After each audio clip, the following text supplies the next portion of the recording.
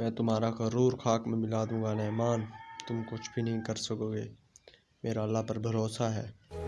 अल्लाह कहता है कि मैं तुम्हारे ईमान को बार बार आजमाऊं और तुम्हें ऐसी शिकस्त दूंगा जिसकी तुम तमन्ना भी नहीं कर सकोगे, और तुमसे सब कुछ छीन लूंगा रहमान, तुम कुछ नहीं कर अल्लाह सकोगे। कुरान शरीफ में हमें कहता है।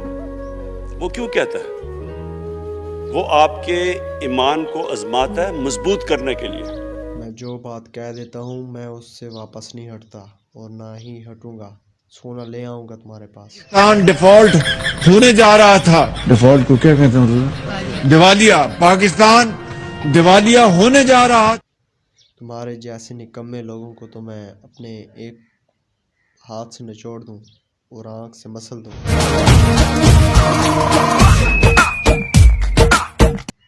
और तुम फिर कांपने लग जाओगे और तुम्हारी टांगें कांपने लगेंगी, तुम कांप उठोगे।